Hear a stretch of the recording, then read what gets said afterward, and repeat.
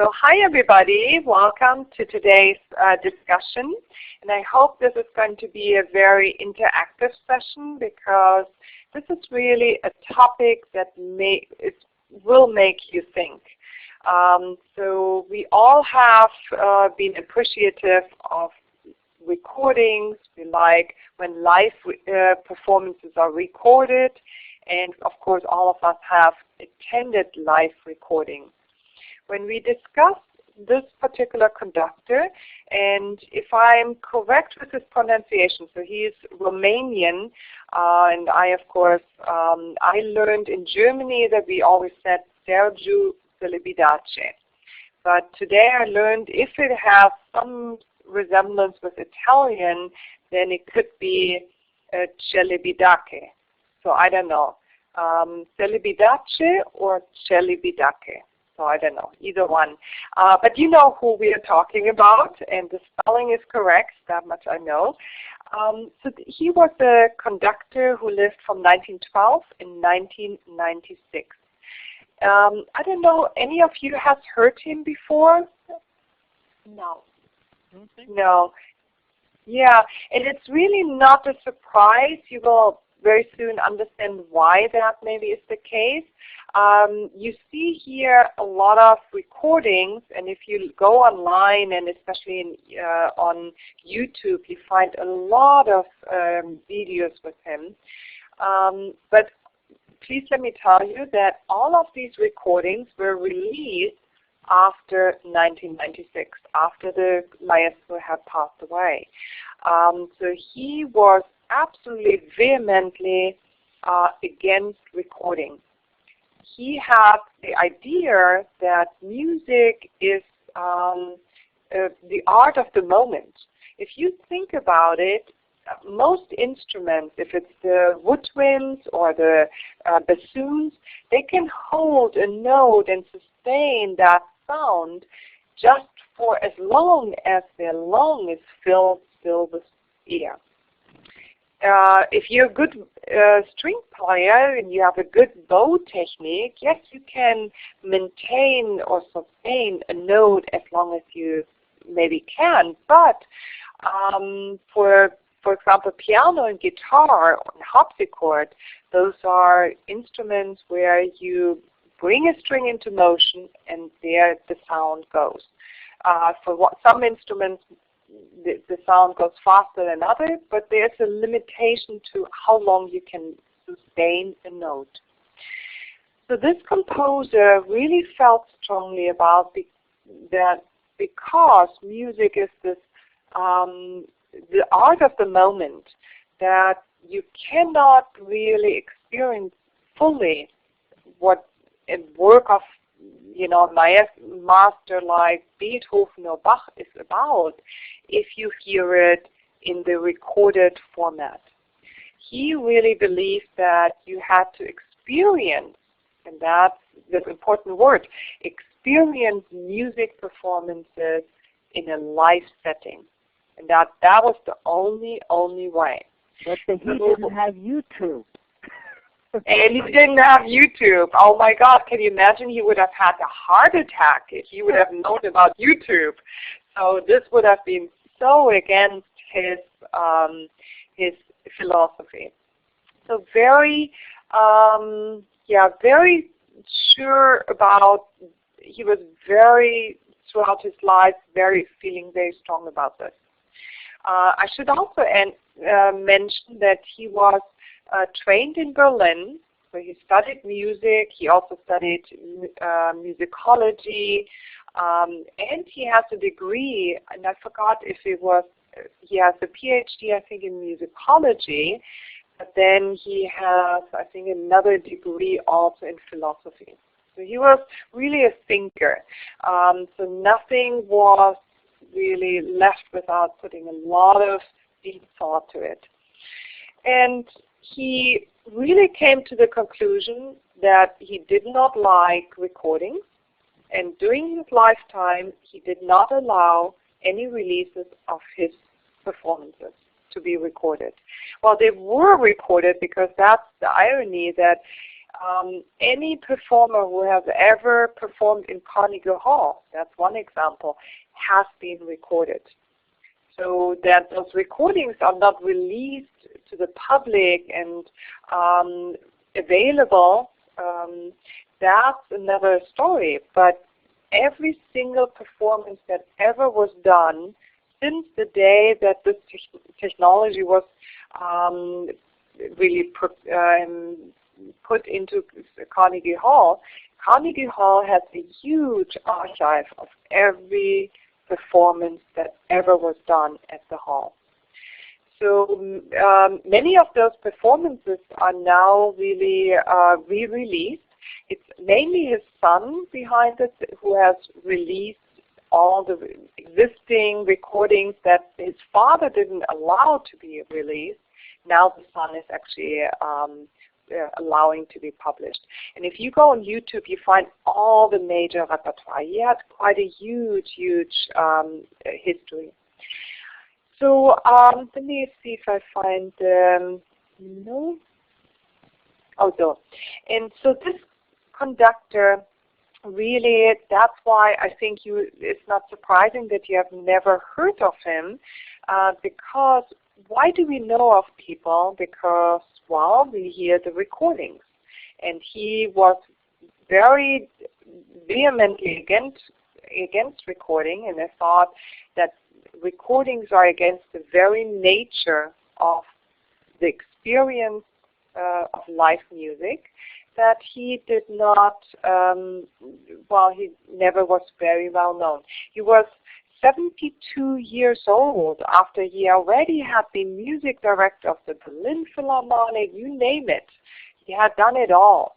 But he didn't like to travel either, so that didn't help. Plus he didn't like to record. So yeah, he never was much around here in the United States, so we never really had the opportunity to hear him here. But I think this conductor is really worth to hear him. He's very contradictory, very controversial to many people. But what I really like about him, that no matter what, if we agree with him or not agree with him, there's always a very incredible excitement in his performances. The first time he was in Europe, they got recognition, and I should add that in Europe or in Germany, he became a huge icon. He was really a household name, like, for example, Leonard Bernstein here or Karajan. He was actually the music director of the Berlin Philharmonic before von Karajan. How this actually came about, it was during World War II, the Berlin Philharmonic continued to exist and they continued to perform, and it was quite difficult because they lost throughout half of their orchestra, because half the orchestra had been roughly half of the orchestra, they say, had been Jewish, and so either Jewish musicians that flee the country or ended up in concentration camps. So the Berlin tried to demonstrate, and so they were actually many times actively trying to protest, but really in a fascist country, protest doesn't get very far. And so, but they managed somehow to continue performing throughout. And then the music director throughout World War II was all along Furtwängler. Furtwängler, huge name. He was so iconic that the Nazis didn't like to tackle him, so he was the untouchable, really. He was too big of a name internationally. And so he had been conducting throughout World War II. And because Furtwängler performed at some functions where Hitler attended, so it was right after World War II, everybody was, of course, investigated. The Allies were checking, and so was actually Furtwängler. He had fled to Switzerland, but of course he wanted to return to his home country, and so eventually he was, he was basically asking. So he was investigated, and during this time that Furtwängler was investigated, he had to give up his post with the Berlin Philharmonic. And so from 1942 for 7 years, Furtwängler was not allowed to conduct the Berlin Philharmonic, and they hired this very young and unknown Romanian conductor. And he did great, amazing things. Among this is this video we are about to hear. And then after 7 years, they cleared Furtwängler and declared that he was, after all, not a political man and that he was not a Nazi. And so he was reinstated as the music director of the Berlin Philharmonic, and was kind of ugly because suddenly they were telling Celibidache, well, thank you very much and goodbye. And so eventually Celibidache ended up as the music director of the Munich Philharmonic, and that's where he stayed for most of his professional life. There are very few times that he took on guest conducting with other orchestras. There's some on YouTube. I saw the London. And then he came actually to here to the Carnegie Hall in New York. So let me show you first the performance where you see him young and where he is performing in front of the ruins, because there was no concert hall left after World War II. And despite everything, here this quite amazing recording of the Berlin Philharmonic in 1950 with their music director, Sergiu Celibidache. So here, enjoy this amazing performance, and I will be right back. Enjoy. Oops.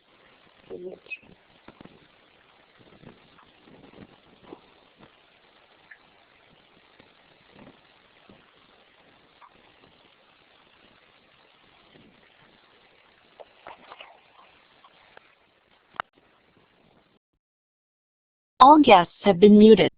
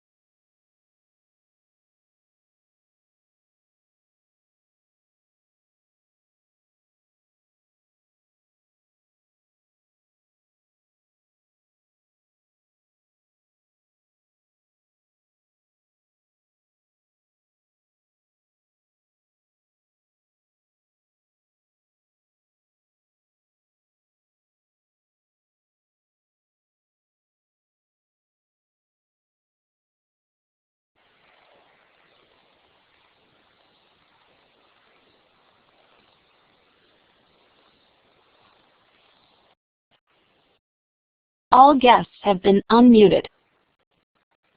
Wow, wow, wow. Isn't it amazing? I love it. Yeah, so really, so he did 7 great years. And it was somehow really only because, well, it was Furtwängler.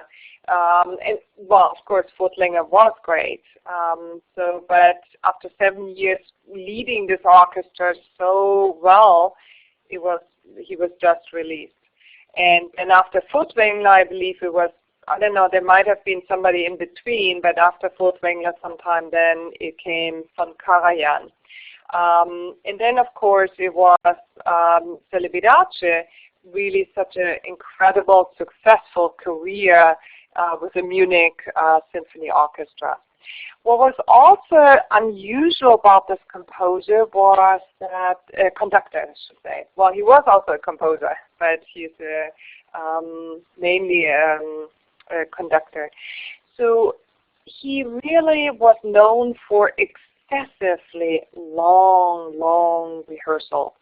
I have actually in our JCC class, we have one participant who is a graduate from the Vienna Conservatory, and she has been actually attending rehearsals or even playing under Celibidache. And she said it was just to a degree that it almost became unbearable. So long rehearsals. I guess union contracts were not as refined in those days. And so she was describing that it's not an exaggeration that these expensive rehearsals. And that's maybe also another reason why he did not like those to take on guest conducting.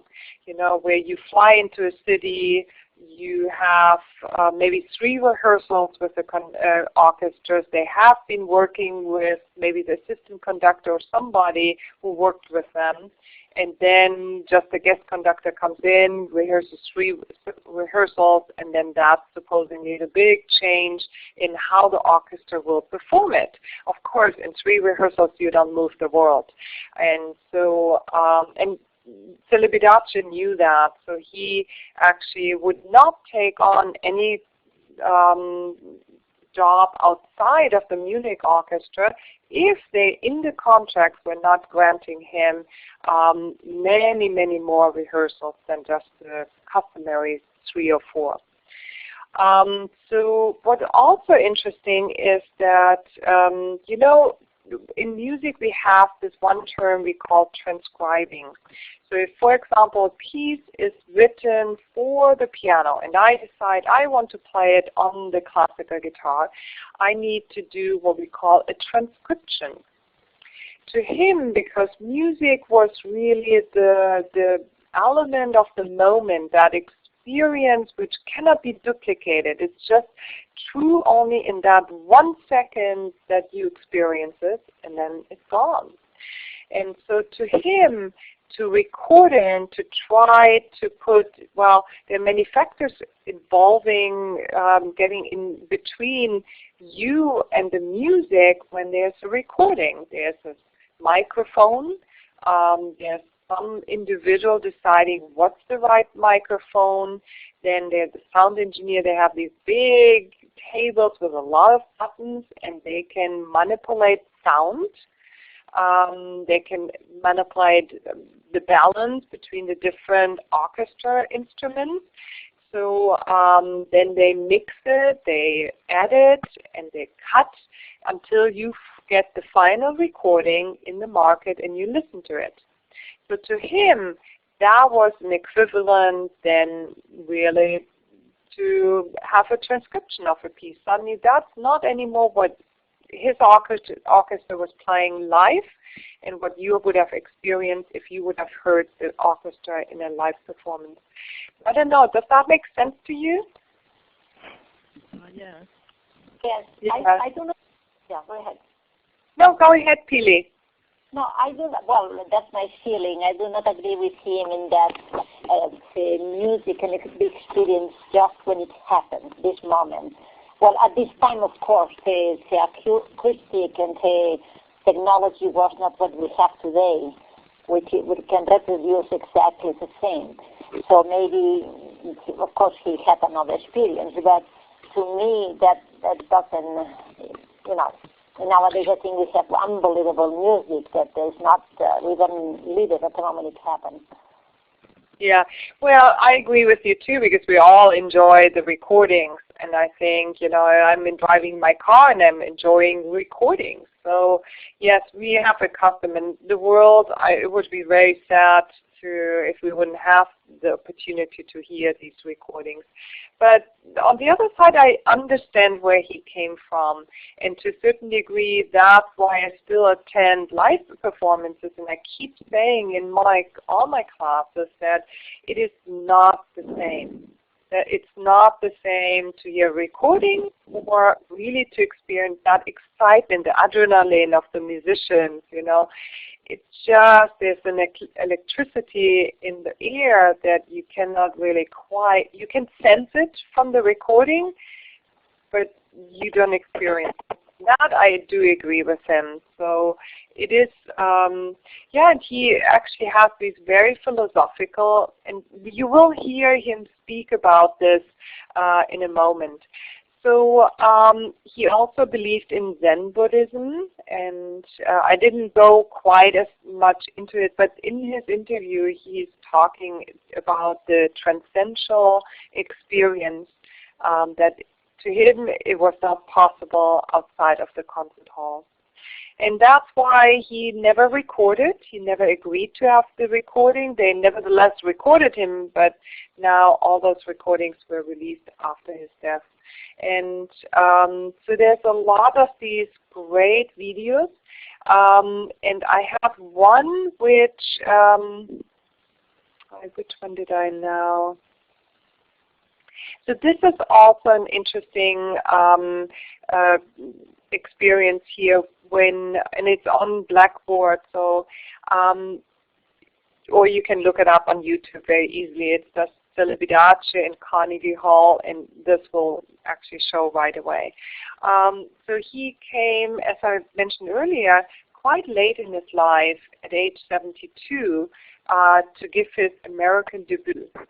By that time, he was an absolute legend in Europe. I mean, and here he is, and he not only decided to play in Carnegie Hall, conduct, but he decided not to go with the professional orchestra. These were just students from the Curtis Institute. The student orchestra, that's what he chose for his Carnegie Hall debut. Very, very unusual. You would think somebody of his stature would choose, some New York Philharmonic, and I'm sure they would have arranged that. But he wanted those young musicians, and he again insisted in these excessive rehearsals. And there is what I find very interesting, a fabulous review of this performance where, I have to quick go. Let me see.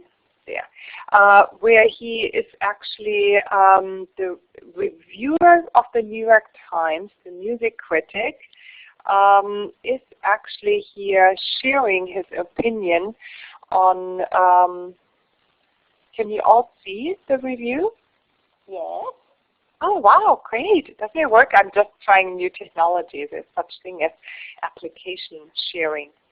So this review, let me scroll down. It's not so interesting at the beginning, but here, they mentioned the extensive rehearsal. So that's definitely true. And then, where shall I start? So he was conducting from memory and chopping out the beat with both arms. Conducting from memory, now we see Dudamel everybody conducting by memory. In his days, that was not customary. So he was really one of the original conductors who felt just to be really focusing on the entire score and not being drowning in the score. So he really believed in memorizing, and those were huge programs he would conduct. So here, but for vivid, almost shocking detail, this concert was unprecedented in my experience. This is a very seasoned music critic in New York. Especially in overtly coloristic works like Debussy Iberia and Prokofiev's Suites, which ended the evening, the sheer intensity of oral color was dazzling. And this was a student orchestra. Here and there its inexperience peeped out, but in some sour wind intonation in Wagner's Tristan and Isolde, Love Death, but only against the crystalline backdrop of its playing the rest of the time. It is cliché to report that musicians in any great orchestral concert played like soloists, united in spirit, but it really did sound that way last night. So think about it, that musicians in any great orchestral concert played like soloists, united in spirit.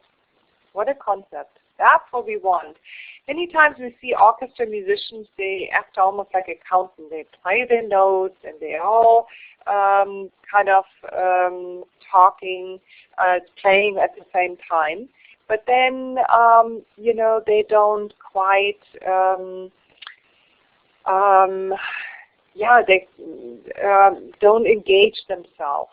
And if they engage too much, then the conductor will say, well, you're not a soloist, you're just part one of puzzle stone of an orchestra. You have to kind of melt, blend in.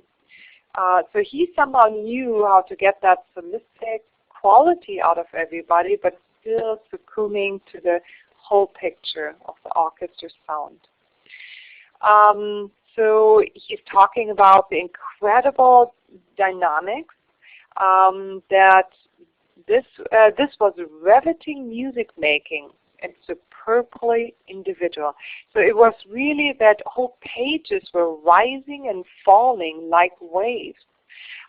So this is the New York Times. I don't know if you have read some other reviews of the New York Times.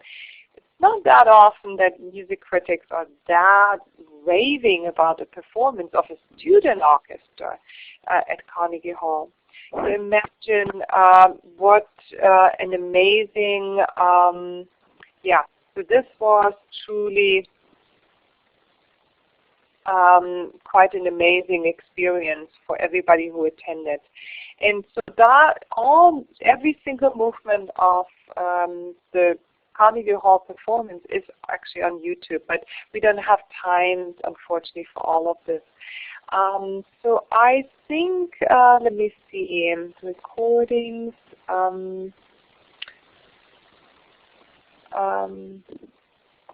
So there's a lot of great, so the Bruckner, the Dvorak, and I added the Tchaikovsky to our performance.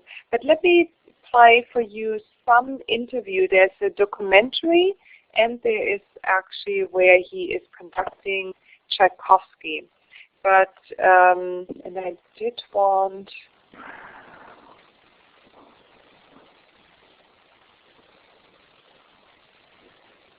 there it is.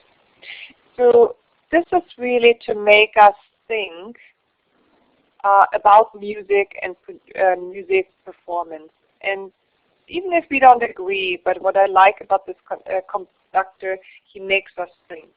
And so this is in French, but with English subtitles, where he explains a little bit further his philosophy. So here I would like to share this with you.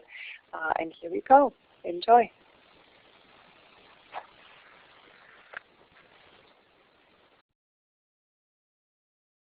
All guests have been muted.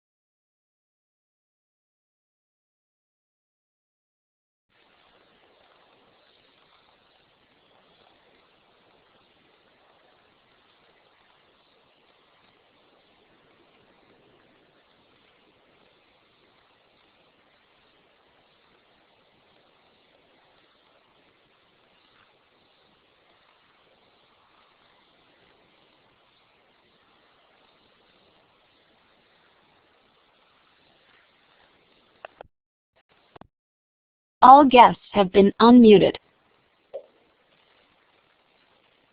Hello, everybody. Are you out there? Yes, what a pleasure to listen that in French. I know. Oh, you speak French. Oh, that's right. Great. Yeah, so it's all I have posted, but I already found more material, so I'm reposting my PowerPoint. So there's going to be more exciting. So this is even longer, and then there's a whole documentary about him, and then there's where he gives basically a master class in his garden. So it's called Celibidache in it's Celibidache's garden, and so he's teaching young conducting students, and that's also where you see a lot his where he's coming from and what's behind.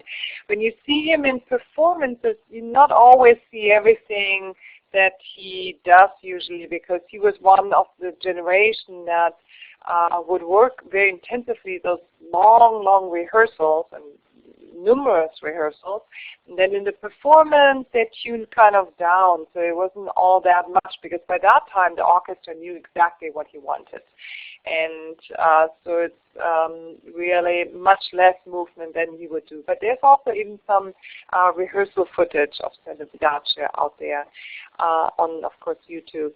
But really quite an incredible conductor, and as you can see, very involved also in philosophy. So I should have actually mentioned that he, did I in the beginning? I forgot that he was holding a doctorate in musicology, and that he had also studied, he had a degree in philosophy. So he really thought very carefully about every aspect of music and its performance. So with all this said, I don't know, how do you feel now about it? Like Pili, you said, well, I like my recordings. I, of course, don't do too, but any of you have a comment to this? No, Thomas, you're right. I agree with that. But when you don't have anything else, the recordings we have nowadays are pretty good. Of course. And then that's better than nothing, of course. So, but I think it makes sense, I think that's why no matter how long performers have experience in performing, they always are nervous. I mean, Horowitz stopped performing for 12 years because of his nerves. And well, they gave officially some other reasons, but really the rumors are it was because he was too nervous and he suffered depression.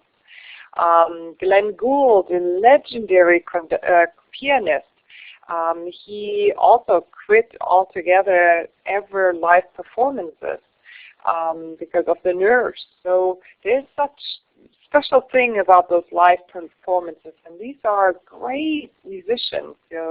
You wonder, why would they even be nervous? And nevertheless, some who conquer then this nerves, like in Celibidache's case, I think he made this work in his to his benefit. And so with this philosophy behind that, that's really how it's meant to be, that experience of a live performance. There are some really great recordings of his around where you can, in a way, I think, get a glimpse of him, how it's really maybe must have been when you heard him live. I was in the 80s studying in Düsseldorf. Unfortunately, I never made it south to Munich to hear him in concert, even though what I understand, it was absolutely fabulous. So what I would like to suggest right now, we have run out of time, but there's this one, it's not too long, it's just 15 minutes long, some Tchaikovsky. And it's with this orchestra, the Munich Philharmonic, And I think in this recording, I don't know how good the volume on your computer is and the loudspeakers, but in any case, I think you can get a little glimpse at how refined his interpretations were. So he was famous and often criticized for that the slow tempi were too slow and the fast tempi were too fast, and like the New York critics that, you know, that those huge dynamic ranges were just like waves, pages of waves going on and on. So of course we just in a live performance would be so much better, but here's the next best thing. And I think it makes more sense when you also see him really conducting. So with this, do you have any questions? No, thank you for bringing him to us. Oh, good. Yeah, he's quite a very unusual individual and not known here in this country at all. And well, only for business reasons, not artistic reasons.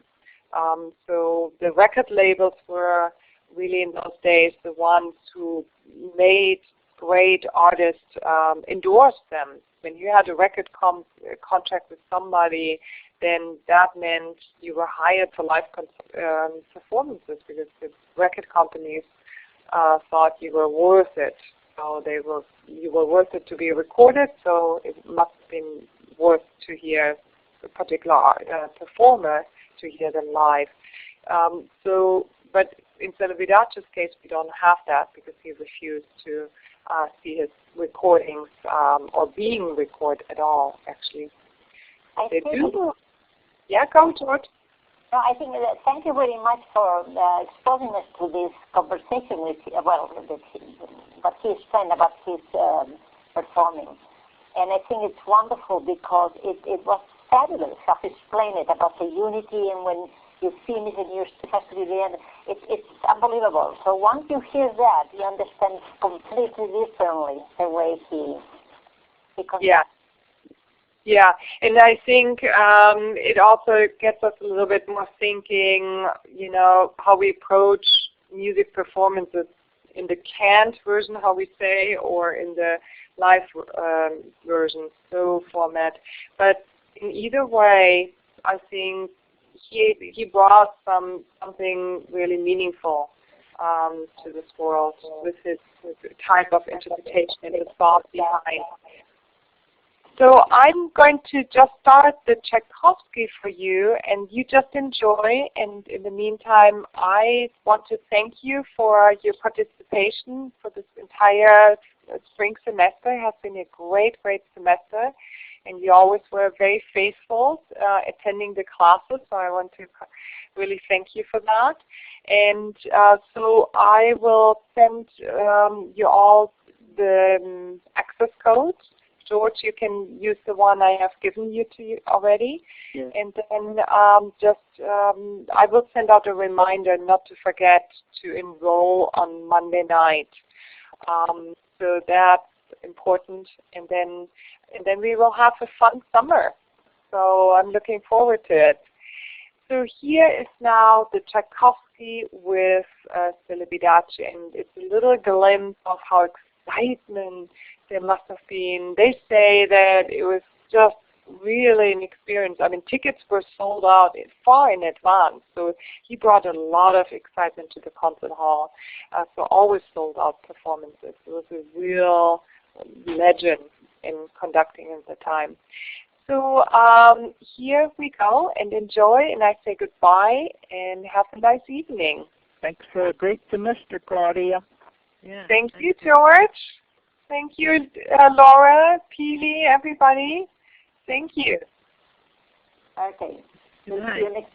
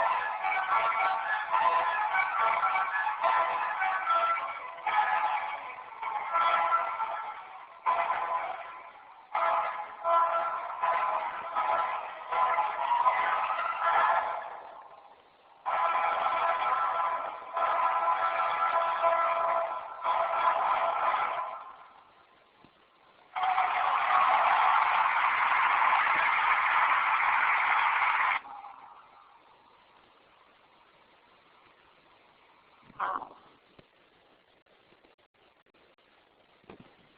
Great.